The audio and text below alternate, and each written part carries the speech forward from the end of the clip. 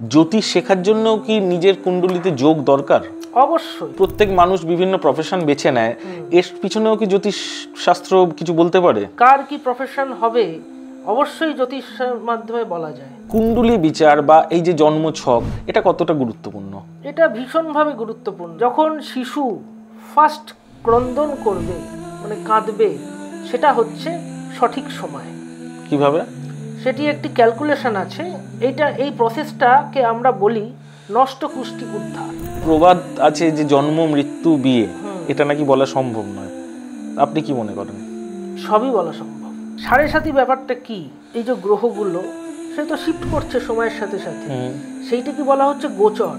কথায় একটি আছে যে কারো পৌষ মাস তো কারো সর্বনাশ। একই গ্রহ একজনকে অনেক বড় বানাচ্ছে, একজনকে একদম নিচে বসিয়ে দিচ্ছে।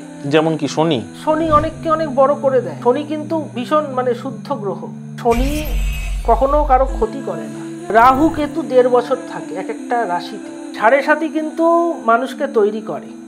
শনি গ্রহের প্রতিকারের জন্য দক্ষিণাকালীকে পুজো করা উচিত। দক্ষিণাকালীর পুজো দিন, শুক্লা চতুর্থীতে এই পুজোটা করতে হয়।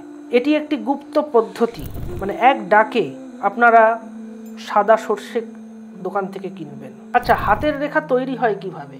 আমাদের হাত যে সংকোচন প্রসারণ হচ্ছে সর্বদা, তার দ্বারা হাতে একটা ভাঁজ পড়ে, সেটার জন্য কিন্তু রেখাগুলো তৈরি হচ্ছে। কারো ফেস রিড করা সম্ভব? ফেস রিড করা খুব সম্ভব। আমাদের যে ত্রিগুণ সত্য রজতম, এই 3টে গুণ কিন্তু থাকছে। উপবাস কথার অর্থ কি? এবার একদম কিছু না খাওয়া না। উপ কথার অর্থ সন্নিকটে, কাছে। বাস মানে থাকা, তার মানে সন্নিকটে থাকা। এবারে কার সন্নিকটে থাকা? ভগবানের। পিতৃদোষ কি? কেউ যদি মারা যায় সে একটা দোষ পায়। আপনি এই ফিল্ডে এলেন কিভাবে? এই ফিল্ডে অ্যাকচুয়ালি হঠাৎ করে আসা, কোনো প্রি প্ল্যান্ড নয় ব্যাপারটা, যে আমি এইখানেই আসবো এরকম ব্যাপার না। একসময় আমি অন্য পেশায়ের সঙ্গে যুক্ত ছিলাম, কিন্তু পরবর্তীকালে এমন একটা সিচুয়েশান এলো যখন আমাকে বাড়ি থেকে বেশি দূর আমি যেতে পারছি না, এবং আমাকে বাড়িতেই বেশিরভাগ সময় থাকতে হচ্ছে। আমার বাবা তখন আমাকে বললেন যে আমি ছোট থেকে যেহেতু জ্যোতিষ প্র্যাকটিস করি, ওটা শখেই করতাম, বললো যে তুই তো এটাও প্র্যাকটিস করতে পারিস, তাহলে লোক বাড়িতে আসবে, তোকে বাড়ির বাইরে যেতে হবে না। তো তখন থেকে আর কি প্রফেশনালি আমি আস্তে আস্তে নিজেকে তৈরি করতে আরম্ভ করলাম, যাতে আমি জ্যোতিষে কিছু করতে পারি। জ্যোতিষ শেখার জন্য কি নিজের কুণ্ডলিতে যোগ দরকার? অবশ্যই। কিরকম? জ্যোতিষ শেখার জন্য ধরুন কতগুলো কানেকশন দরকার হয়। যেমন ধরুন শুক্র শনি, অ্যাকচুয়ালি এটা হচ্ছে 2য় ভাব এবং 10ম ভাব। তারপরে ধরুন 5ম ভাব, 8ম ভাব। 5ম ভাব থেকে হচ্ছে আপনার যে নলেজ, এগুলো বোঝাচ্ছে। 8ম ভাব থেকে হচ্ছে রিসার্চ। যে কোনো রিসার্চ ওয়ার্কের জন্য আপনার 8ম ভাব ভীষণ দরকার আছে। এই কতগুলো কানেকশান, তার সাথে আপনার কতগুলো গ্রহ লাগে। যেমন ধরুন বুধ হচ্ছে গণিত শাস্ত্রর ব্যাপারটা। তারপরে ধরুন শনি হচ্ছে পেশেন্স, ধৈর্য আপনার লাগবেই। এই রকম আর কি কতগুলো কম্বিনেশনের দ্বারাই ঠিক হয় যে এই ব্যক্তি জ্যোতিষ ফিল্ডে এগোবে কিনা। ফাইন। আচ্ছা, এ থেকে তাহলে ইচ্ছা হচ্ছে, তার মানে এই যে প্রত্যেক মানুষ বিভিন্ন প্রফেশন বেছে নেয়, এর পিছনেও কি জ্যোতিষ শাস্ত্র কিছু বলতে পারে? অবশ্যই। কার কি প্রফেশন হবে অবশ্যই জ্যোতিষের মাধ্যমে বলা যায়। সেটা বলছেন, কে ডক্টর ফিল্ডে যাবে, বা কে ইঞ্জিনিয়ার হবে, বা কে অভিনেতা অভিনেত্রী হবে, সেগুলো ছকের মধ্যে দেখতে পান। বাড়ি থেকে যতই জোর করে ডাক্তারি পড়াতে চাক না কেন, সে যদি ডাক্তার হবে এটা নিয়তিতে লেখা না থাকে, সেটা সম্ভব নয়। কুণ্ডলী বিচার বা এই যে জন্ম ছক, এটা কতটা গুরুত্বপূর্ণ? এটা ভীষণভাবে গুরুত্বপূর্ণ। এ সম্বন্ধে কতগুলো কথা বলি। আমরা অ্যাকচুয়ালি যে ছকগুলো দেখি তার 90 থেকে 95% ভুল। কেন? এবারে সেই প্রশ্নে আসা যাক। আমরা যে সময়টা পাচ্ছি, যেটা কিনা ডিসচার্জ সার্টিফিকেটে লেখা থাকে যে অমুক সময় জাতক বা জাতিকার জন্ম হয়েছে, সেটা কি ঠিক? এই প্রসঙ্গে একটা কথা বলি, কোনটা সঠিক সময় হিসেবে আমরা নেব সে সম্বন্ধে। যখন শিশু ফার্স্ট ক্রন্দন করবে, কাঁদবে, সেটা হচ্ছে সঠিক সময়। আচ্ছা, ভূমিষ্ঠ হওয়া মানেই সেটা তার টাইম নয়? না, তার যখন কাঁদবে, মানে তার মধ্যে যে তখন আসবে সত্তাটা, সেটাই আসল সময়, তখনই তার জন্ম মুহূর্ত বলে ধরা হচ্ছে। এবারে সাধারণভাবে হসপিটালে কি করা হয়ে থাকে বলি আপনাকে, একটা বাচ্চা জন্মালো যখন, তখন সবাই কিন্তু সে কটায় জন্মালো একটা অ্যাপ্রক্স টাইম বসাতে বাধ্য, কারণ তখন কি হচ্ছে, একটা হচ্ছে পেশেন্ট, যে মা আছে বাচ্চা আছে, তাদের হেলথের দিকে কনসার্নটা বেশি থাকে, যে ওরা কেমন আছে, কেমনভাবে ওদের রাখতে হবে। হ্যাঁ, তারপর কি হচ্ছে, বাচ্চাকে যখন জন্মালো তখন নাড়ি কাটলো, তাকে একটুখানি ওয়াশ করলো, ওয়াশ করে যখন রাখলো তখন টাইমটা ঠিক কথা। তো 5-7 মিনিট এধার ওধার হতেই পারে, হয়ে যায়। তো এটা কি সত্যি এফেক্ট করে নাকি? অবশ্যই এফেক্ট করে। কতটা টলারেন্সের মধ্যে থাকলেও এফেক্ট করে না, নাকি এক্স্যাক্টটা হলেই আপনি ঠিক বিচার করবেন? এক্স্যাক্টটা বার করা যায়। কিভাবে? সেটি একটি ক্যালকুলেশন আছে। একটা ক্লায়েন্ট আমাদের কাছে এলো, তখন তার সঙ্গে আমরা কিছু তাকে প্রশ্নের মাধ্যমে আমরা ক্যালকুলেশন করব। আচ্ছা। করে তার যে অরিজিনাল ডেট অফ টাইম সে বলছে, বার্থ টাইমটা, তার সঙ্গে আমাদের ক্যালকুলেশন আমরা করে মিলিয়ে সেই এররটাকে অ্যাপ্রোপ্রিয়েটটা আমরা বার করব। এই প্রসেসটাকে আমরা বলি নষ্ট কুষ্টি উদ্ধার। আচ্ছা। ফলে এটার দ্বারা অনেকটাই ঠিকঠাক তার টাইমটা পাওয়া যায়। আর যে মানুষ ধরে নিন তার জন্ম সময় জানেই না, মানে অনাথ আশ্রমে তাকে পাওয়া গেছে বা কিছু, সেই সব তো আরো করা সোজা। কারণ হচ্ছে সে মানুষ যখন আমার সামনে আসছে, তখন আমরা যে বিচারটা করি সেটা হচ্ছে হোরারি বিচার। হোরারি হচ্ছে এমন একটা জিনিস, সেটি হচ্ছে এখনকার জ্যোতিষে সবচেয়ে এফেক্টিভ। কেননা হোরারি যদি ঠিকঠাক জানা যায়, সে কখন জন্মালো না জন্মালো কোনো ম্যাটারই করে না। সে যখনই আমার সামনে এলো, সেই যে মুহূর্তটা, সেই মুহূর্তটা ধরে বিচার আরম্ভ হলো, এবং তার সেখানে ভূত ভবিষ্যৎ এবং বর্তমান সবই অ্যাকুরেটভাবে বলা যায়। এবং একটি ছক যখন আমরা বিচার করি, সবচেয়ে ইম্পর্টেন্ট হচ্ছে ছকটা যেন পারফেক্ট হয়। সেই পারফেক্ট নিতে গেলে আমি আগেই বললাম যে জন্মের সময় নিয়ে একটা কনফিউশন থাকছে, সেটা আমরা ক্যালকুলেশন করে বার করছি।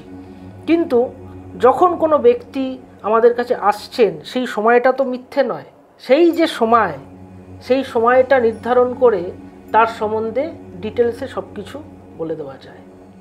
আচ্ছা, একটা মানে প্রবাদ আছে যে জন্ম মৃত্যু বিয়ে, এটা নাকি বলা সম্ভব নয়, আপনি কি মনে করেন? সবই বলা সম্ভব। জন্ম বলতে ধরুন, হ্যাঁ, এরকমভাবে বলা যেতে পারে যে ধরুন কোনো মহিলা প্রেগনেন্ট আছেন, তো তখন বলা যেতে পারে ওনার সন্তান অমুক সময় কিংবা অমুক দিনে ভূমিষ্ঠ হওয়ার সম্ভাবনা আছে। আচ্ছা, তা এটা সম্ভাবনা এই কথাটা কি আপনার যে সামনে বসে আছে তাকে বলেন, নাকি আপনারা এটা গণনাতে স্পেসিফিক বুঝতে পারেন যে কবে হবে? আমরা বুঝতে পারি, কিন্তু সব কথা সবসময় বলা যায় না। আচ্ছা, কোন কন্যা হবে না সন্তান হবে এটাও কি বলা সম্ভব? এটা অবশ্যই বলা সম্ভব, কিন্তু এইটা আমরা কখনোই বলি না। আমাদের কাছে এই প্রশ্ন মানে ভীষণভাবে আসে যে আমার ছেলে হবে না মেয়ে হবে, একটু দেখে দিন তো। হ্যাঁ, তখন এইটা আমরা কখনোই বলি না। হ্যাঁ, তার কারণ হচ্ছে যে এটা তো তখন একটা মানে এমনিতেই আমাদের আইনতভাবে এটা বলাটা তো ঠিক নয়, এবং অনেকেই যেহেতু আমাদের কথা ভীষণভাবে রিলাই করে, তো সেই কারণে আমরা কখনোই বলি না। কোনো সময় কোনো নেতা মন্ত্রী আপনার কাছে গাইডেন্স নিতে এসছে যে ইলেকশনে জিততে পারবো কি পারবো না? ইলেকশনের ব্যাপার না, মিনিস্টার না, উনি একটা লোকাল লিডার, তিনি এসেছেন। আচ্ছা, ফল পেয়েছেন? হ্যাঁ, ফল পেয়েছেন। মানে আপনি বলতে চাইছেন যে এটাও বলে দেওয়া সম্ভব যে এইবারের ইলেকশনের কোনো ক্যান্ডিডেট জিতবে কি জিতবে না, সেটা বলা, একটি পরীক্ষার্থী পাস করবে না ফেল করবে, এগুলো বলা সম্ভব? হ্যাঁ, পরীক্ষার্থীদের ক্ষেত্রে তো এটা খুব ইজি ব্যাপার আছে, তার রেজাল্ট কীরকম হবে। ইভেন এমনও বলে দেওয়া যেতে পারে তার মানে র্যাঙ্ক করবে কি না, কত মার্কস পাবে, পারফেক্টলি কাছাকাছি বলে দেওয়া যেতে পারে। বিরাট ব্যাপার, বিরাট ব্যাপার। সত্যি একটা অ্যাস্ট্রোলজি একটা বিরাট ভাস্ট সাবজেক্ট। অ্যাস্ট্রোলজি এই বলতে বলতেই যেটা মাথায় এলো সেটা হচ্ছে, এমন কোনো সময় কোনো আপনার অভিজ্ঞতা হয়েছে যে কেউ আপনার কাছে এসছে, আপনি দেখতে পাচ্ছেন তার মৃত্যু হয়তো খুব সামনে আছে, অথচ তাকে বলতে পারছেন না, এর জন্য আপনার খারাপ লাগছে? হ্যাঁ, একবার এরকম হয়েছিল। সেটা হচ্ছে এক ভদ্রমহিলাকে আমি দেখতে গেছিলাম বসিরহাটের ওই দিকে। উনি ভদ্রমহিলা এখানকার না, উনি এক রিলেটিভের বাড়িতে এসেছিলেন। ওনার অরিজিনাল বাড়ি হচ্ছে কামাখ্যা। ভদ্রমহিলা লাস্ট স্টেজ অফ লিউকোমিয়া আচ্ছা ছিলেন, তো বেশি বয়সও না। এবং সেই সময় যেটা মানে আমার মনে হয়েছিল যে হবে না, থাকবে না, কিন্তু সেখানে তো বলতে হয়েছে যে ওদেরকে যাতে মনোবল বাড়ানো যায় যে আপনারা ট্রিটমেন্ট করুন, ইনি থেকে যাবেন। আমাদের কতগুলো না রেস্ট্রিকশনস আছে, বলতে পারেন এটা গুরুই বলেছেন যে তোমরা এগুলো করবে না। জানেন তো আমাদের ফিল্ডে গুরু যা বলেন সেটাই সত্য। এই কতগুলো ব্যাপারে আমরা কখনোই বলবো না বা মুখ খোলেন না। হ্যাঁ, এবং অনেকে আছেন শুধু এই ব্যাপার না, খালি এসে জিজ্ঞেস করেন দেখুন তো স্যার আমরা কতদিন আমার আয়ু আছে। তখন মন রাখার জন্য হয়তো বলি কিছু কিছু সময় যে অ্যাভারেজ একটা আয়ু, কেননা আমাদের ধরুন দশা অন্তর্দশা বিচারে 6টা দশা নিয়ে আমাদের অ্যাভারেজ একটা আয়ু বলা হয়। তখন বলে দিই যে আপনার অ্যাভারেজ ওইটা রয়েছে। একটু যদি এটা একটু ডিটেলে বলেন, মানে কোন দশা বা কোন মহাদশাটা আমাদের জন্য মৃত্যুর ওই কাল ধরা হতে পারে। কথায় একটি আছে যে কারো পৌষ মাস তো কারো সর্বনাশ। একই গ্রহ একজনকে অনেক বড় বানাচ্ছে, একজনকে একদম নিচে বসিয়ে দিচ্ছে। যেমন কি শনি অনেককে অনেক বড় করে দেয়। শনি কিন্তু ভীষণ মানে শুদ্ধ গ্রহ, কিন্তু সবাই একটা ভয়ের চোখে দেখে। ভয়েতে দেখে। শনি কখনো কারো ক্ষতি করে না। তাহলে এই যে বলে শনির 7.5 চলছে, একটা খুব খারাপ ফেজ। হ্যাঁ হ্যাঁ, 7.5 ব্যাপারটা কি, আপনি যখন জন্মগ্রহণ করেছিলেন তখনও বিভিন্ন গ্রহ বিভিন্ন স্থানে ছিল, এবং সেই সময় যে ছকটা আমরা বানালাম সেখানে সেই অনুযায়ী গ্রহগুলোকে দেখানো হলো। তারপরে কি হলো, সময় তো প্রবাহমান। সেই যে সময় ধরুন কখনো আপনি গেলেন কোনো অ্যাস্ট্রোলজারের কাছে, কিংবা নিজেই হয়তো এখন বিভিন্ন অ্যাপের মাধ্যমে দেখলেন এই যে গ্রহগুলো সে তো শিফট করছে সময়ের সাথে সাথে, সেইটাকে বলা হচ্ছে গোচর। এবারে গোচর ফল সব গ্রহই ধরুন এক একটা জায়গায় এক একটা গ্রহ থাকছে, সেরকমই শনি একটা না একটা জায়গায় থাকবে এবং তার এক একটা ফল বলছে। দেখুন শনি, বৃহস্পতি, রাহু, কেতু, এই যে 4টি গ্রহ এরা বেশি সময় ধরে একটি ঘরে অবস্থান করে, সেই কারণে এদের ফল মানে ম্যাক্সিমাম বোধহয় 18 বছর রাহুর জন্য। না না না, ওটা তো মহাদশা। আচ্ছা, অন্তর্দশাগুলো বলছেন। অন্তর্দশা রাহু কেতু 1.5 বছর থাকে এক একটা রাশিতে, বৃহস্পতি 1টা বছর করে থাকে, আর শনি থাকে আপনার সবচেয়ে বেশি 2.5 বছর।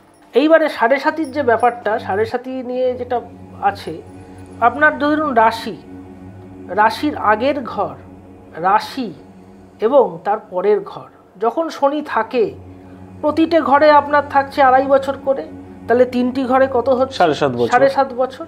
এই যে ব্যাপারটা, এটাই হচ্ছে অ্যাকচুয়ালি 7.5। কিন্তু এটা মানেই কি খারাপ না, কিন্তু একটা মানে অডিয়েন্সের মানে অনেকেরই প্রশ্ন থাকে আমাদের কাছেও যে মানে এটা কতটা ভয়ের বা কতটা বিপজ্জনক। হ্যাঁ, তো অডিয়েন্সের উদ্দেশ্যে একটা কথাই বলতে পারি, 7.5 কিন্তু মানুষকে তৈরি করে, মানুষকে মানে এটা নিয়ে বিশেষ ভয়ের কিছু নেই।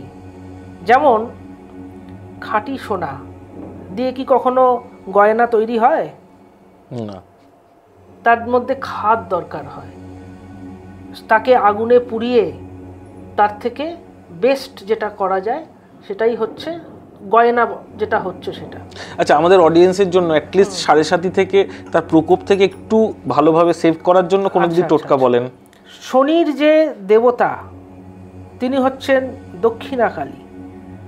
দক্ষিণাকালীর পুজো আপনারা অবশ্যই দেবেন, এবং এখানে একটি শাস্ত্রসম্মত বিধি আছে, তা হলো যে কোনো গ্রহের প্রতিকারের জন্য ডাইরেক্ট সেই গ্রহের পুজো করতে নেই। তার অধিষ্ঠাত্রী দেবী, তাকে যদি প্রসন্ন করা যায় তবে সেই গ্রহ প্রসন্ন হবে। সেই কারণে আপনারা শনি গ্রহের রেমেডি করতে গেলে প্রতিকারের জন্য দক্ষিণাকালীকে পুজো করা উচিত। দক্ষিণাকালীর পুজো দিন। একটু যদি প্রথাটা বলেন কি বার বা কোথায় পুজো দেওয়া উচিত। আমাদের এখানে দক্ষিণাকালীর যদি জায়গা বলেন, আমাদের এইখানে কলকাতাতে শ্রেষ্ঠ দক্ষিণাকালীর জায়গা সেটা হচ্ছে আমাদের কালীঘাট। কালীঘাটে স্বয়ং দক্ষিণাকালী বিরাজমান, তো সেইখানে আপনারা গিয়ে যদি পুজো দেন। এবং আরেকটা পুজোর বিধি আপনাদের আমি বলে দিচ্ছি, শুক্লা চতুর্থীতে এই পুজোটা করতে হয়। প্রথমে যেটা করতে হয়, তৃতীয়ায় নিরামিষ খেতে হবে, চতুর্থীতে আপনারা কি করবেন, নকুলেশ্বর তলায় যাবেন কালীঘাটের কাছেই, সেখানে আপনারা গণেশজির পুজো দেবেন। পুজো দেওয়ার পর মায়ের পুজো দিন, এবং তারপরে কিছু খাবার গ্রহণ করতে পারেন। তারপর পঞ্চমী তিথিতেও আপনারা কিন্তু নিরামিষ পালন করবেন। এটি একটি গুপ্ত পদ্ধতি, সবসময় বলা উচিত না, তাও আমাদের অডিয়েন্সের জন্য আমি আজকে একটু শেয়ার করছি।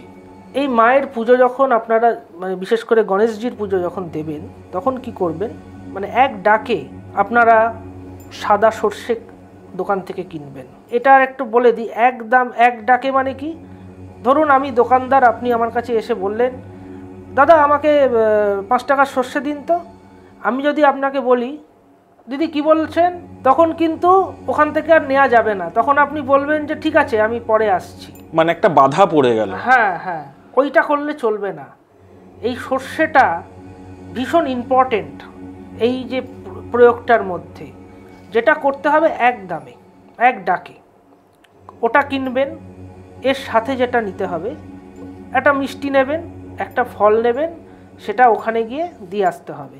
আর বাকি যেটা থাকবে মিষ্টি বা ফল, সেটা প্রসাদ স্বরূপ আপনি নিতে পারেন এবং ওখানে ধূপ দিয়ে আপনি পুজো করে এলেন এবং ওখানে যিনি ঠাকুর পুরোহিত থাকবেন তাকে একটা দক্ষিণা দিয়ে আসবেন।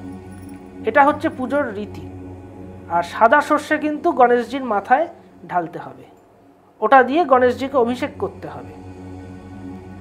তারপরে মায়ের কাছে চলে আসবেন, ওখানে তো ঠাকুরমশাইরা থাকেই, তাদের কাছে বলবেন পুজো দেব, তারা ব্যবস্থা করে দেবে। ওই পুজো দিয়ে তখন আপনি খাবার দাবার খাবেন, মানে যতক্ষণ না পুজো দিচ্ছেন মানে আপনি কিন্তু খেতে পারবেন না, উপবাসে থাকবেন। জল খাওয়া যাবে কি? জল খাওয়া যাবে। আচ্ছা, অনেকে বলে উপবাস লিকার চা খাওয়া যেতে পারে। উপবাস কথার অর্থ কি এবার একটা একদম কিছু না খাওয়া না। কথার অর্থ সন্নিকটে, কাছে। বাস মানে থাকা, তার মানে সন্নিকটে থাকা। এবারে কার সন্নিকটে থাকা? ভগবানের। তার সন্নিকটে তো আমরা থাকতে পারবো না, কিন্তু কিভাবে এটা পালন করব? তার জপ করলাম, তার যে পুজোর কাজকর্ম আছে সেগুলো করলাম, এটা হচ্ছে উপবাস। এটার সঙ্গে বলছেন খাওয়া বা না খেয়ে থাকার কোনো সম্পর্ক নেই। আমরা যেটা বলি নিরামিষ খেতে হয়। যারা তো এখন তো না খেয়ে কেউ থাকতে পারেন না, কারণ অনেকের আছে সুগারের প্রবলেম আছে, তাকে কিছু না কিছু খেতে হয়, বিভিন্ন রকম প্রবলেমস আছে। একটু ফল খেতে পারেন, একটু মানে জুস কিছু খেতে পারেন, খেয়ে কিন্তু পুজো দেওয়াই যায়, এতে কোনো অসুবিধা হবে না। এটা তো গেল কলকাতা অডিয়েন্সের জন্য, বাট যারা গ্রামে থাকে তারা কি যে কোনো কালী মন্দিরে এটা করতে পারে? যেখানে দক্ষিণা কালী বিরাজমান সেইখানেই কিন্তু এটা হবে। এবং কাছাকাছি গণেশ মন্দিরও থাকতে হবে। হ্যাঁ, গণেশের কাছে আগে যেতে হবে, কারণ গণেশের কাছে না পুজো দিলে মায়ের কাছে পুজোর অধিকার হয় না। কারণ গণেশ তো মার দ্বারেই বসে আছেন, দরজা যেখানে মা আছেন, তাকে সন্তুষ্ট না করলে মার কাছে যাওয়া যাবে না। বিরাট একটা উপদেশ পেলাম আপনার কাছ থেকে। আচ্ছা, এটা তো গেল শোনের সাড়ে সাথী। আর এক ধরনেরও মানুষের অনেকের অনেক রকমের সমস্যা থাকে, যেমন বিভিন্ন রকম উটকো বাধা বা উটকো সমস্যার মধ্যে জড়িয়ে পড়েন। এগুলো কেন হয়? এগুলো দেখুন, যে কোনো বাধা আমাদের ছকেই পাওয়া যাবে, সেটা হচ্ছে অষ্টম ভাব। অষ্টম ভাব থেকে এই যে বিভিন্ন রকমের বাধা, এগুলো সমস্ত বিচার্য হয় অষ্টম ভাব থেকে। তারপরে ধরুন আমাদের একটা ব্যাপারে লস হচ্ছে, সেটি চলে আসবে দ্বাদশ ভাব থেকে। তখন আমাদের দেখতে হবে যে এই যে সমস্যাগুলো অ্যাকচুয়ালি কোথায়।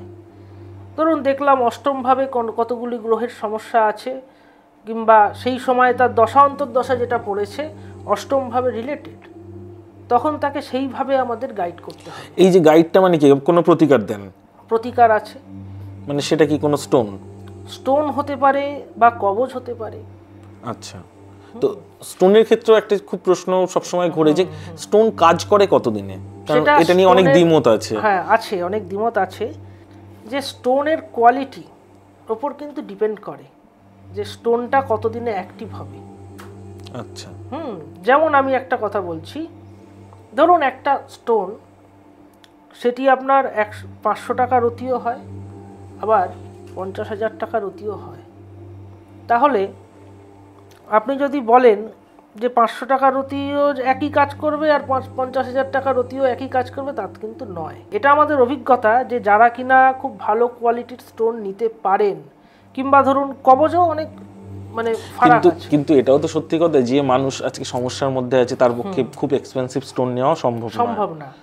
আমি তো বলি ধরুন স্টোন যদি নেওয়ার সেরকম ভালো কোয়ালিটি। আচ্ছা, এই যে সাবস্টিটিউট স্টোন যেগুলো বলে, যেমন হিরোর বদলে জারকন বা এমিথি, এগুলো কি কাজ করে? অবশ্যই কাজ করে। এগুলো যদি প্রপার পরিমাপে নেওয়া হয় কাজ করে? একদম কাজ করবে।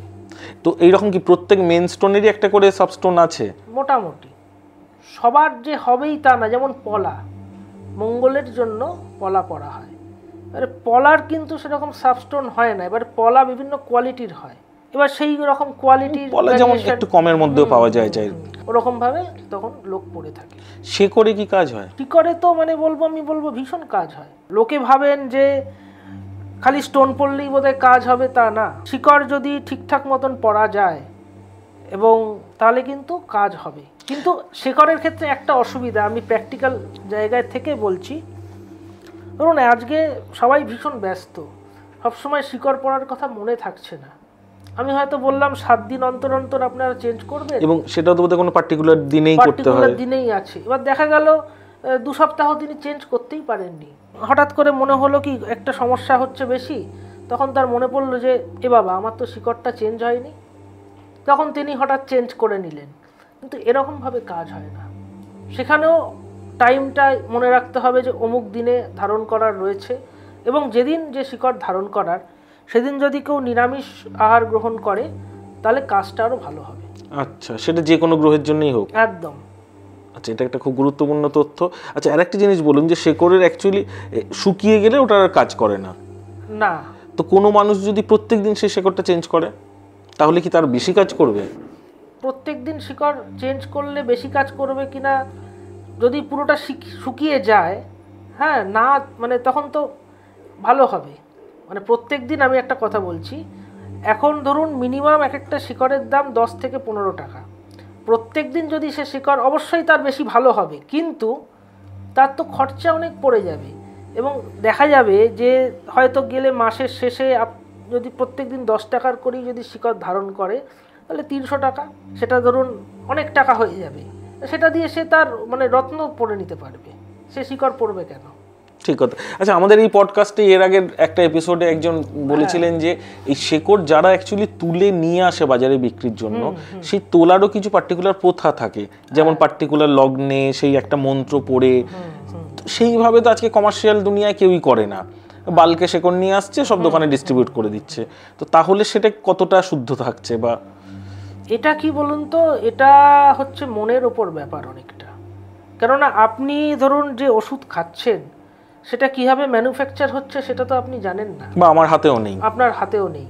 ওই জন্য যেটা পাওয়া যাবে সেটাই বিশ্বাস করে পড়তে হবে। হ্যাঁ, একটা কথা আছে, বিশ্বাসে মিলায় বস্তু তর্কে বহুদূর। সেই কারণে আমি বলবো তাতেই কাজ হবে। কিছু কিছু কাজ আছে যেগুলোতে যারা আমাদের মতন পেশার সাথে যুক্ত, নিজের হাতে বা নির্দিষ্ট নক্ষত্রে শিকড় তোলার ব্যাপার আছে, সেগুলো আবার ওই শিকড়গুলো দিয়ে হবে না। কারণ এখানে কি আমাদের ওখানে মানে করাই আছে যে ওই শিকড়টা অমুক তিথিতে তুলতে হবে, তাতে কাজটা ভালো হবে। আমার নিজস্ব জীবনে আমি বলবো কতগুলো শিকড় আমার কাজের জন্য দরকার ছিল, তখন কি করব, আমি বাড়িতে সেসব চারা নিয়ে এসে চারা লাগাই। তারপরে কি অমুক তিথি যখন আসছে তখন আমি সেইটাকে তুলি, নির্দিষ্ট সময় তুলে সেটা করতে হয়েছে। কিন্তু সেটা বাজারে পাওয়ার কোনো আশা রাখাটাই উচিত নয়। কিন্তু নর্মাল আমরা যেসব শিকড় ব্যবহার করি সেগুলো ওটা দিয়ে খুব ভালো কাজ হয়। আচ্ছা আচ্ছা, এবার আমরা একটু অন্যদিকে যাব, সেটা হচ্ছে অ্যাস্ট্রোলজির সাথে সাথে বা আপনার ছক গণনার সাথে সাথে হাতের রেখা, এটার আপনি কতটা মিল পান, বা সত্যি কি হাতের রেখার কোনো অস্তিত্ব আছে অ্যাস্ট্রোলজিতে? আপনার কি মনে হয়? পামিস্ট্রি একটা বড় ভূমিকা আছে অ্যাস্ট্রোলজিতে। যারা পামিস্ট্রি করেন তারা কিন্তু অনেকেই ছক দেখবেন না, তারা খালি ওইটার উপরেই, যেমন বিভিন্ন ফিল্ডে, যদি মেডিকেল ফিল্ডে বলি একদমই তাই, আলাদা আলাদা ডক্টর। হ্যাঁ হ্যাঁ, এরকম এখানেও কিন্তু আলাদা আলাদা ডিপার্টমেন্ট হয়ে গেছে। আমরা তো আমাদের সবই করতে হয়। ধরুন বিশেষ করে আমি দেখেছি গ্রামগঞ্জের দিক, সবাই প্রথমেই দেখি হাত নিয়ে চলে আসে, দেখুন তো আমার হাতে কি আছে। এটা কিন্তু প্রত্যেক অ্যাস্ট্রোলজার বন্ধুদেরই আমি শুনি, এটা একটা খুব সমস্যা এবং বিব্রতের কারণ। আপনি একটা ফ্যামিলি কোথাও বিয়েতে গেলেন বা কোনো অকেশনে গেলেন, এই চারদিক থেকে চারজন যদি হাত নিয়ে চলে আসে, এটা একটা সত্যি এম্বারেসিং ব্যাপার, খুব মানে অসুবিধার ব্যাপার। তখন আমি অনেক সময় যেটা করি, অন্যরা কি করেন জানি না, আমি কিন্তু তখন হোরারি দিয়ে কাজ চালাই। আচ্ছা, আমি বলি আপনার তো হাত দেখতে লাগে না আমার, আমি তো অন্তর্যামী, আমি এমনিই বলে দেবো আপনাকে। ফলে তখন সময়টা দেখে নিলাম, হট করে গ্রহগুলো দেখে নিলাম কোথায় কি আছে, ওনাকে বলতে আরম্ভ করলাম। তা উনি দেখলেন যে বাহ, সব তো অনেকটাই মিলে যাচ্ছে। হ্যাঁ, বললো বাহ। না কিন্তু এবার আমরা তাহলে পামিস্ট্রি নিয়ে একটুখানি শুনবো আপনার কাছ থেকে। মানে হাতের রেখা বদলায় নাকি? হাতের রেখা বদলায় না। ধরুন একটা কথা বলছি, আজকে একটা রেখা আছে, তার যখন প্রভাব চলে যাবে, মানে সে একটা ইন্ডিকেশন দিচ্ছে আচ্ছা, যে এই ফলটা এই রেখার দ্বারা নির্ধারিত। যখন সে কাজটা হয়ে যাবে, সে রেখা কিন্তু থাকবে না, বা তার পরিবর্তন হবে। আচ্ছা, হাতের রেখা তৈরি হয় কিভাবে? আমাদের হাত যে সংকোচন প্রসারণ হচ্ছে সর্বদা, তার দ্বারা হাতে একটা ভাঁজ পড়ে, হ্যাঁ, সেটার জন্য কিন্তু রেখাগুলো তৈরি হচ্ছে। আপনি দেখবেন বিভিন্ন প্রফেশনের লোকের হাতের রেখা কিন্তু আলাদা। কেউ হয়তো হার্ড লেবারের মধ্যে আছেন, তার হাতের যা রেখা হবে, তার হাতের যা কি বলবো, যা সারফেস, যা রুক্ষতা, এগুলো কিন্তু একজন যিনি রাইটার, তার হাতে কিন্তু এগুলো হবে না। তার হাত হবে অনেক সফট হবে, হ্যাঁ, এই ব্যাপারগুলো কিন্তু চলে আসছে। এইগুলোর সাথে সাথে আমাদের হস্তরেখা ব্যাপারে দুটো জিনিস ভীষণ ইম্পর্টেন্ট। একটা হচ্ছে কিরোম্যানশন অ্যান্ড চিরোগনমি।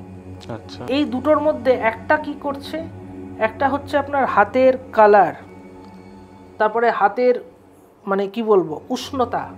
কারো কারো হাত দেখবেন সবসময় ঠান্ডা, বা কারো হাত যদি আপনি স্পর্শ করেন দেখবেন একটু উষ্ণতা একটা রয়েছে।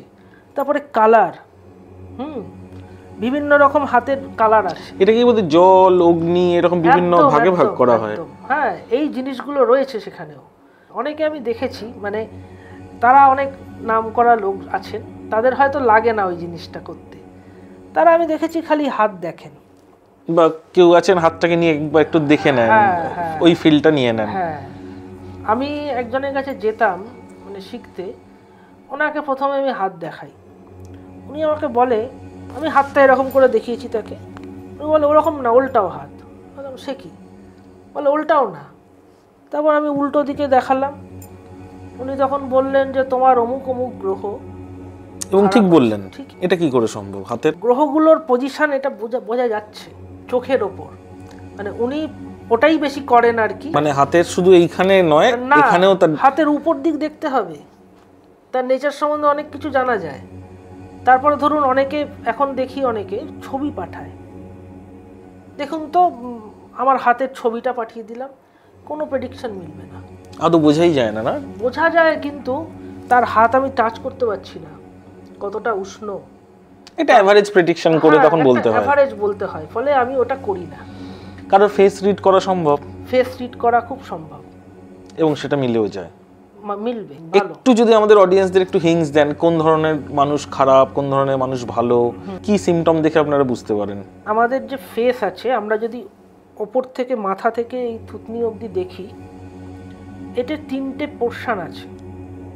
একটা হচ্ছে ধরুন আমাদের এখান থেকে কপালের যে পোর্শনটা, এটা হচ্ছে তারপরের যে পোর্শন এই অবধি, আবার লাস্ট পোর্শন এই অবধি। এই তিনটে পোর্শনের মধ্যে আমাদের যে ত্রিগুণ, সত্য, রজতম, এই তিনটে গুণ কিন্তু থাকছে।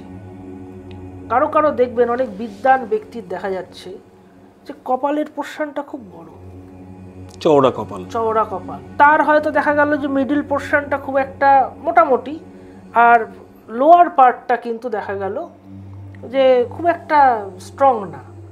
তখন বুঝতে হবে লোয়ার পার্ট কিন্তু নির্দেশ করছে তমগুণ। কারো কারো আবার দেখবেন এই জায়গাটা ছোট, মুখের এই পোর্শনটা খুব বড়, তার মধ্যে তমগুণ। মানে যদি একটু ডিটেলটা বলেন। সত্য, রজতম। সত্য হচ্ছে সাত্ত্বিক, সে তার ব্যবহারে সমস্ত ব্যাপারে সাত্ত্বিক। দ্বিতীয় যে ব্যাপারটা সেটা হচ্ছে রজ। রজ মানে রাজসিক ব্যাপার, মানে তার চাল চলন আচার ব্যাপার একটা রাজাসুলভ ব্যাপার থাকবে। আর তলার পোর্শনটা থাকলে তার মধ্যে অন্যান্য ব্যাপারগুলো, যেমন তমগুণ কি আছে, তমগুণের মধ্যে থাকবে তার মধ্যে তামসিক ব্যাপার থাকবে। মানে বিশৃঙ্খল ব্যাপার যেগুলো, বিশৃঙ্খল কিছু কিছু থাকবে এবং তার মধ্যে ভোগ বিলাসের প্রাচুর্যটা বেশি থাকবে। এইভাবে কিন্তু আমরা দেখলেই বুঝতে পারবো।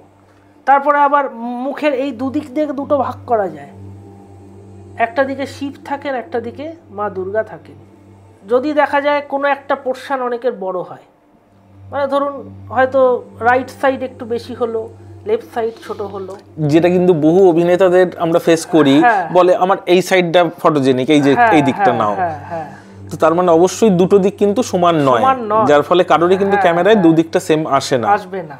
একটা দিকে থাকবে যেমন শিব থাকবে, একটা দিকে পার্বতী থাকবে। এবং মেয়েদের ক্ষেত্রে যেটা মানে আচ্ছা আমি বলছি, শিব তো মানে পুরুষ, হ্যাঁ, পার্বতী হচ্ছে নারী। এবার অনেকের আছে যাদের লেফট সাইড একটু বেশি আছে, সেখানে মা থাকেন। যদি তার প্রভাব বেশি হয়, সে যদি ছেলে হয়, তার মধ্যে কিন্তু মেয়েলি ভাব চলে আসবে। মেয়েলি ভাব মানে যে সে খুব মানে একটু অন্যরকম কথাবার্তা বলবে, যেটা আমরা অনেকেই দেখি, ওরকম না। তার মধ্যে লালিত্যবোধ, কোমলতা, এগুলো খুব বেশি পরিমাণে থাকবে।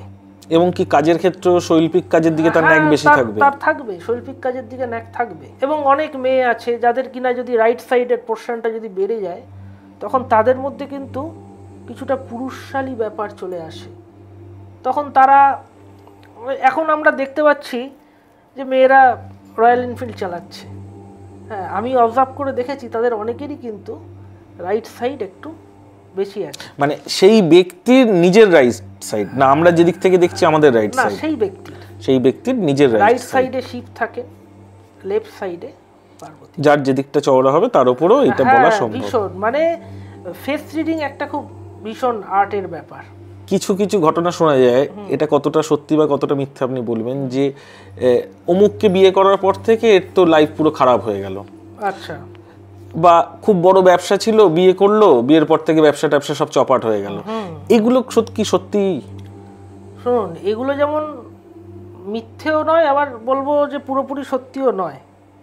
তার ছকে এটা হবার ছিল, হয়েছে, কাউকে ওই জন্য ব্লেম দিয়ে লাভ নেই। এবারে একটা জিনিস বলি, দেখা যায় যদি যায়, ধরুন সপ্তম ভাবের সাথে কোনোভাবে নবম ভাবের যোগ আছে, কিংবা সপ্তম ভাবের সাথে দশম ভাবের, একাদশ ভাবের, ষষ্ঠ ভাবের যোগ থাকলেও হয়, তখন দেখা যাচ্ছে বিবাহের পর উন্নতি হয়ে যাচ্ছে তার।